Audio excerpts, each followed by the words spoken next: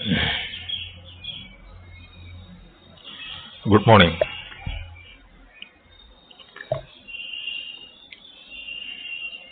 Now let's see the evolution of accounting or origin of accounting. ഈ accounting എന്ന് പറയുന്ന വിഷയം വളരെ ഡീറ്റെയിൽ ആയിട്ടൊന്നും നമ്മൾ കാണാൻ പോകുന്നില്ല. അത് എങ്ങനെയാണ് ഇന്ന് കാണുന്നതിലേക്ക് വന്നത് എന്നൊന്നുമില്ല. ജസ്റ്റ് ഒരു റെഫറൻസ് മാത്രമേ ഉദ്ദേശിക്കുന്നുള്ളൂ ഇവിടെ. So we can see that accounting is as old as money itself. പണം എന്ന് നിലവിൽ വന്നോ, ബിസിനസിന്റെ എവല്യൂഷനൊക്കെ നിങ്ങൾ എവിടെയെങ്കിലുമൊക്കെ വായിച്ചിട്ടുണ്ടാവും, പഠിച്ചിട്ടുണ്ടാവും എന്ന് കരുതുന്നു. ആദ്യകാലങ്ങളിൽ ബാർട്ടർ സിസ്റ്റം ആയിരുന്നു ഉണ്ടായിരുന്നത്, അല്ലെ? പരസ്പരം സാധനങ്ങളും കൈമാറ്റം ചെയ്യുകയായിരുന്നു ഉണ്ടായിരുന്നത്. അതിനുശേഷമാണ് പണത്തിന്റെ ആവിർഭാവം, പണം എന്ന് പറയുന്ന ഒരു വസ്തു കണ്ടുപിടിക്കുകയും ഒക്കെ ചെയ്തത്. അപ്പോൾ പണം എന്നാണോ നിലവിൽ വന്നത്, അന്നു മുതൽ തന്നെ ഏതെങ്കിലുമൊക്കെ തരത്തിലുള്ള അക്കൗണ്ടിങ്ങും ജനങ്ങൾ പ്രാക്ടീസ് ചെയ്ത് പോന്നിരുന്നു. So we can see that the history of accounting dates back to the earliest days of human civilization.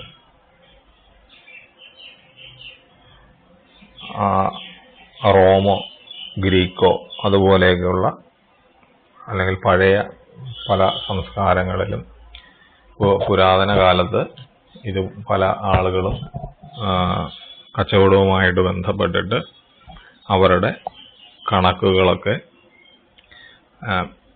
പല രൂപത്തിൽ എഴുതി റെക്കോർഡ് ചെയ്ത് സൂക്ഷിച്ചിരുന്നതായിട്ട് നമുക്ക് കാണാനായിട്ട് പറ്റും. Because അന്ന് കാലത്ത് the need to maintain accurate records of the quantities and relative values of agricultural products were there. കാർഷിക ഉൽപ്പന്നങ്ങളിലേക്ക് കൈമാറ്റമായിരുന്നു ആദ്യകാലത്ത് മനുഷ്യൻ നടത്തിക്കൊണ്ടിരുന്നത്. അപ്പൊ അന്ന് ഈ അഗ്രികൾച്ചറൽ പ്രോഡക്റ്റുകളുടെ ട്രാൻസാക്ഷൻ, എക്സ്ചേഞ്ചുമായിട്ട് ബന്ധപ്പെട്ടിട്ടുള്ള കാര്യങ്ങളൊക്കെ പല രൂപത്തിലും ആദ്യകാല മനുഷ്യർ റെക്കോർഡ് ചെയ്യാനായിട്ട് അവർ ശ്രമിച്ചിരുന്നു.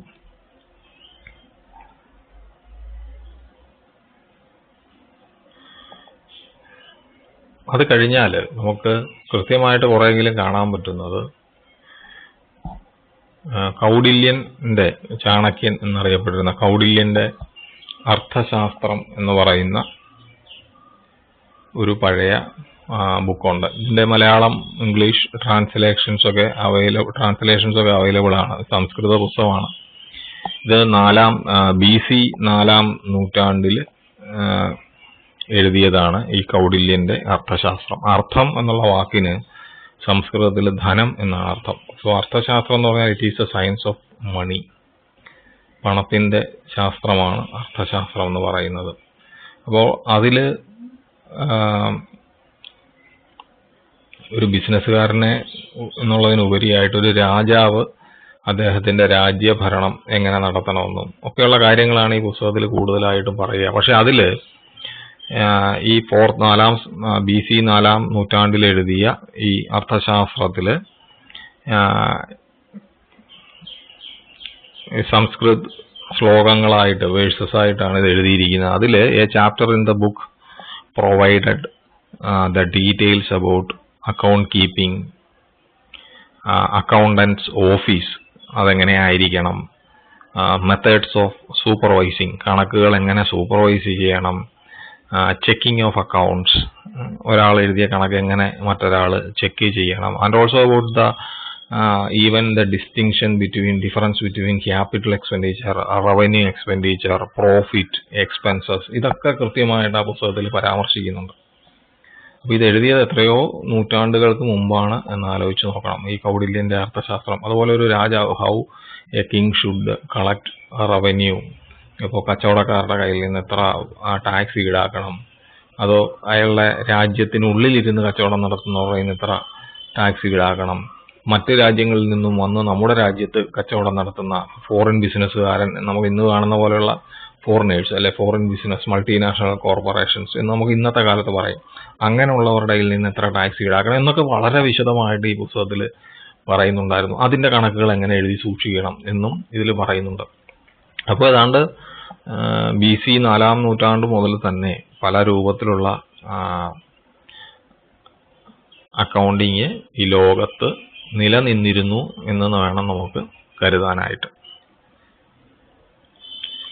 എന്നാൽ ഇന്ന് നമ്മൾ പഠിക്കാൻ പോകുന്ന the modern system of accounting, it owes its origin to an Italian mathematician called as Luca Pacioli. Luka Pacioli എന്നും പാച്ചി, അതൊരു ഇറ്റാലിയൻ വേർഡാണ്. ഇത് പല രൂപത്തിൽ ഉച്ചരിച്ച് കണ്ടിട്ടുണ്ട്. ഒരാളുടെ പേരാണ്. അപ്പോൾ നമുക്ക് എഴുതാനുള്ള സൗകര്യത്തിന് വേണ്ടി ലൂക്കാ പാസിയോളി എന്നൊക്കെ പറയും. അത് ലാറ്റിൻ ഭാഷയിൽ ഇതിന്റെ ഉച്ചാരണം കുറച്ചുകൂടെ വ്യത്യസ്തമാണ്. എങ്കിലും തൽക്കാലം നമ്മുടെ ഒരു സൗകര്യത്തിന് എഴുതാനൊക്കെയുള്ള എളുപ്പത്തിന് ഇതിങ്ങനെയൊക്കെയൊന്ന് മനസ്സിലാക്കി വെക്കുന്നതാണ് നല്ലതെന്ന് എനിക്ക് തോന്നുന്നു. അപ്പോൾ എന്തായാലും ഇദ്ദേഹമാണ് 1494 this person published a book on mathematics and statistics, Summa de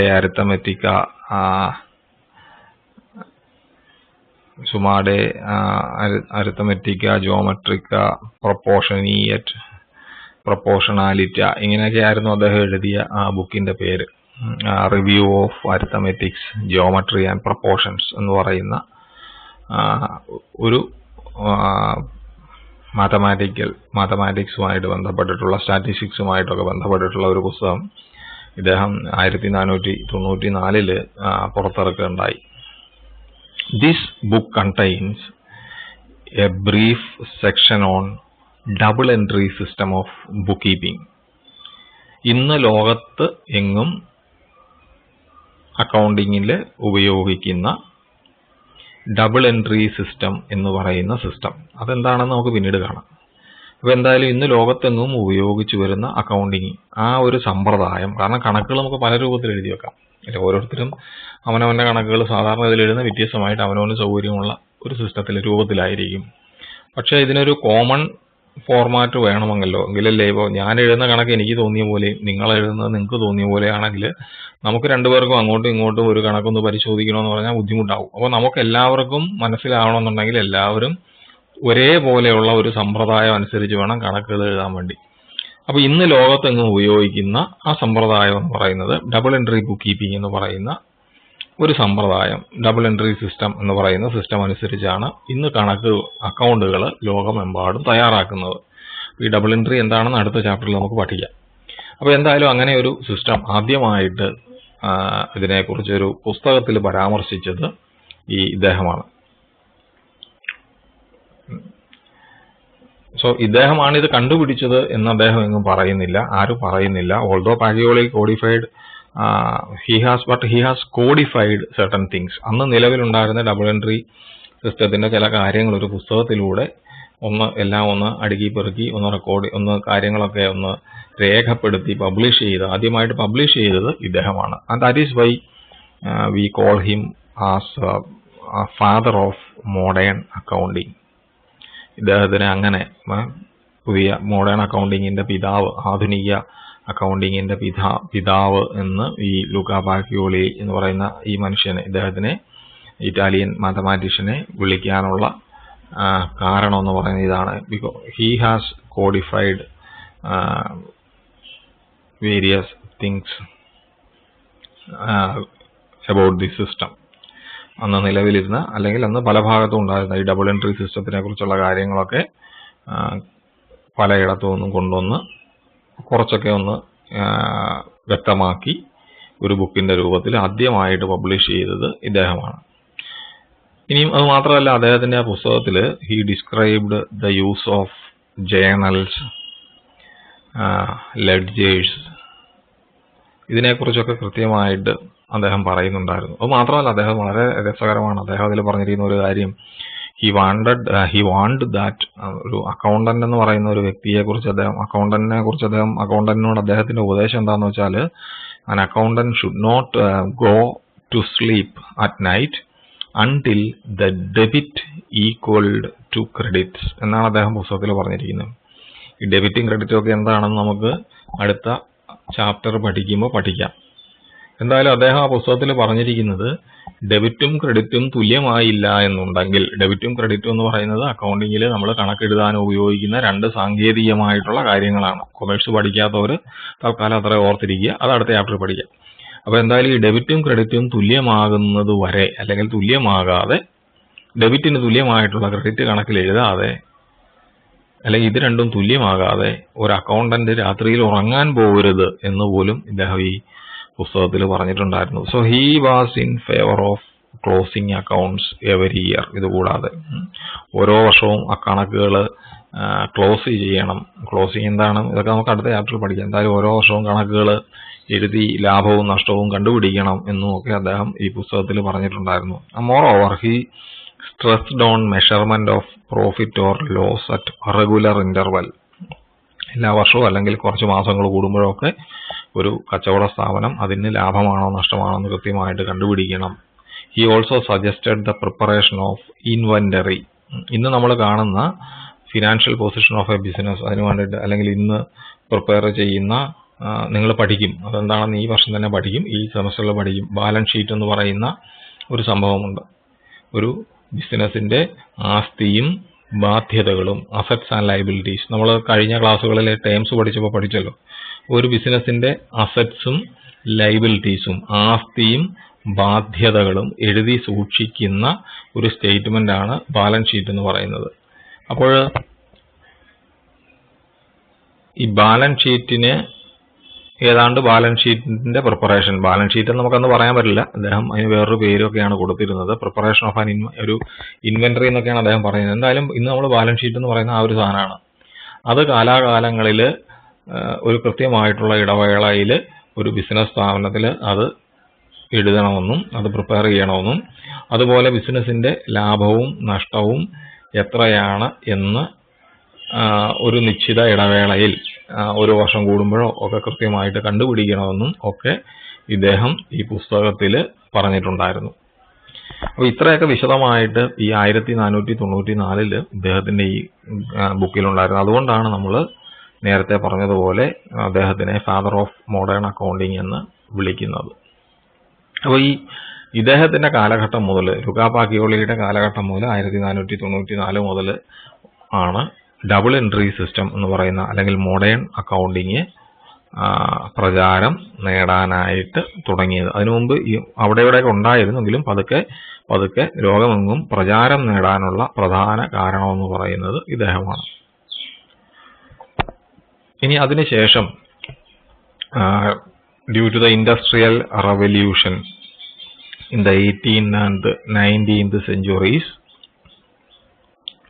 നമുക്കറിയാം, നിങ്ങൾ സ്കൂളിലൊക്കെ പഠിച്ചിട്ടുള്ളത് പോലെ 18ാം നൂറ്റാണ്ടിലും 19ാം നൂറ്റാണ്ടിലും ഒക്കെ ഉണ്ടായ വ്യവസായ വിപ്ലവം, അല്ലെ, ലോകത്തിന്റെ പല ഭാഗത്തും ഉണ്ടായ, യൂറോപ്യൻ രാജ്യങ്ങളിലൊക്കെ ഉണ്ടായ വ്യവസായ വിപ്ലവത്തിന്റെ ഭാഗമായിട്ട്, ഇൻഡസ്ട്രിയൽ റവല്യൂഷന്റെ ഭാഗമായിട്ട് large scale operations were carried on.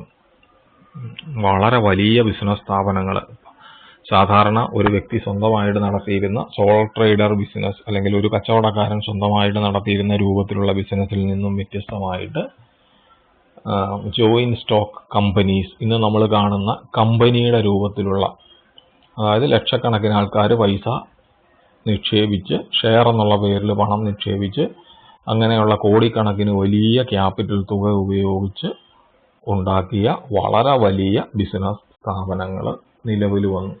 വ്യാപകമായിട്ട് ലോകമെമ്പാടും ഈ 18ാം നൂറ്റാണ്ടിലും 19ാം നൂറ്റാണ്ടിലും ഒക്കെ പതുക്കെ ലോകമെമ്പാടും നിലവിൽ വന്നു. So one of the most important feature of this joint stock company is that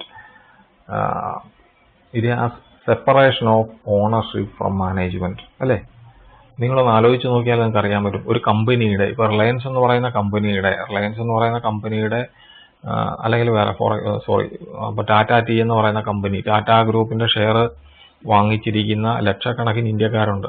അവർ ഓരോരുത്തരും ടാറ്റ ഗ്രൂപ്പിന്റെ ഉടമസ്ഥരാണ്. നിങ്ങൾ പോയി ടാറ്റ ഗ്രൂപ്പിന്റെ ഷെയർ 10 രൂപ വിലയുള്ള ഒരു ഷെയർ സ്റ്റോക്ക് എക്സ്ചേഞ്ചിൽ പോയി വാങ്ങിക്കഴിഞ്ഞാൽ you can also become owner of the Tata group. അതിന്റെ ഒരു 10 രൂപയുടെ അവകാശം നിങ്ങൾക്കാണ്. അത്രയും ഒരു ചെറിയതാണെങ്കിൽ പോലും നിങ്ങൾക്ക് ഒരു ഉടമസ്ഥനായിട്ട് മാറാൻ പറ്റും. ഷെയർ ഹോൾഡേഴ്സ് ആണ് ഒരു കമ്പനിയുടെ ഉടമസ്ഥൻ എന്ന് പറയുന്നത്. പക്ഷെ നമുക്കറിയാം ഈ കമ്പനികൾ നടത്തുന്നത് ഈ ഷെയർ ഹോൾഡേഴ്സ് എല്ലാം കൂടി ചേർന്നിട്ടല്ല, അല്ലെ? ഇപ്പൊ റിലയൻസിന്റെ ഷെയർ വാങ്ങിയിരിക്കുന്ന ലക്ഷക്കണക്കിന് ആൾക്കാർ ഇന്ത്യയിലുണ്ട്. പക്ഷെ അവരെല്ലാം കൂടെ പോയിട്ടല്ല റിലയൻസിന്റെ കാര്യങ്ങളൊക്കെ നടത്തുക.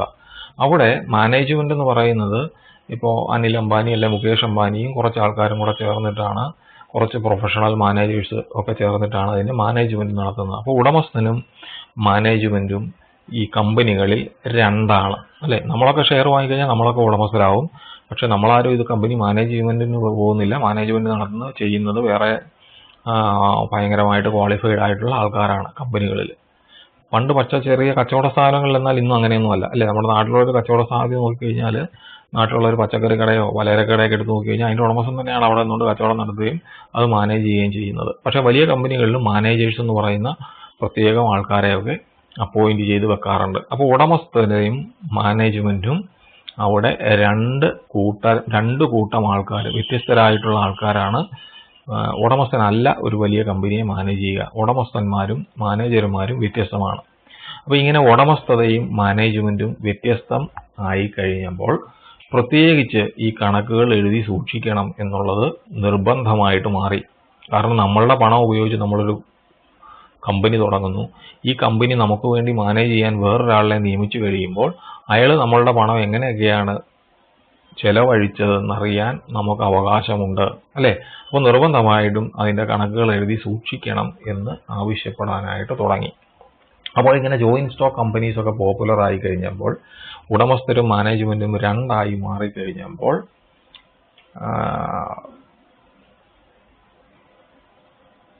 in order to safeguard the interest of owners and investors, the business establishments or companies required detailed information about business. ഉടമസ്ഥരുടെ അല്ലെങ്കിൽ പണം മുടക്കിയിരിക്കുന്നവന്റെ അവകാശങ്ങൾ സംരക്ഷിക്കാൻ വേണ്ടി, അവന്റെ പൈസ ആരും തട്ടിക്കൊണ്ടു പോകാതിരിക്കാൻ വേണ്ടി, കാരണം മാനേജ്മെന്റ് വേറെ ആൾക്കാരാണല്ലോ ചെയ്യുന്നത്, അവരെ അടിച്ചു മാറ്റാതിരിക്കാനും ഒക്കെ ആയിട്ട് കൃത്യമായിട്ട് കണക്കുകൾ എഴുതി സൂക്ഷിക്കണം എന്നുള്ളത് നിർബന്ധമായിട്ട് വന്നു. So this leads to the development of comprehensive financial accounting information system. ഇങ്ങനെയൊക്കെയുള്ള ഇതിന്റെ ഭാഗമായിട്ടാണ് അക്കൗണ്ടിങ്ങിന് പതുക്കെ പ്രചാരം കിട്ടിത്തുടങ്ങിയത്. അപ്പോൾ ഇങ്ങനെയാണ് ഇന്ന് നമ്മൾ കാണുന്ന രൂപത്തിലേക്ക് അക്കൗണ്ടിങ് എന്ന് പറയുന്ന വിഷയം വന്നത്. അപ്പൊ ആദ്യകാലത്ത് ബാർട്ടർ സിസ്റ്റം ആയിരുന്നു, അന്ന് വലിയ അക്കൗണ്ടിങ് സിസ്റ്റം ഒന്നും ഇല്ലായിരുന്നു. പിന്നീട് പണത്തിന്റെ ആവിർഭാവം വന്നപ്പോൾ ആൾക്കാർ പണം പതുക്കെ കൈമാറ്റം ചെയ്യാൻ തുടങ്ങിയ കാലത്ത് തന്നെ അതിന്റെ കണക്കുകളൊക്കെ എഴുതി സൂക്ഷിക്കാൻ, പ്രാകൃതമായിട്ടുള്ള രൂപത്തിലൊക്കെ കണക്കുകൾ എഴുതി സൂക്ഷിക്കാനൊക്കെ തുടങ്ങി. ആദ്യകാലത്ത് അഗ്രികൾച്ചറൽ പ്രോഡക്റ്റുകളൊക്കെ ആയിരുന്നു കൈമാറ്റം ചെയ്തിരുന്നത്. കൃഷിയായിരുന്നു മനുഷ്യന്റെ പ്രധാന ഉപാധി എന്ന് പറയുന്നത്. അപ്പൊ അതുമായിട്ട് ബന്ധപ്പെട്ട കണക്കുകളൊക്കെ എഴുതി സൂക്ഷിക്കാൻ തുടങ്ങി. കുറച്ചുകൂടെ വിശദമായിട്ട് കാര്യങ്ങളെക്കുറിച്ച് നമ്മൾ ഒരു ബുക്ക് അറിയുന്നത് ഈ കൗടില്യന്റെ അർത്ഥശാസ്ത്രത്തിലൂടെയൊക്കെയാണ്. BC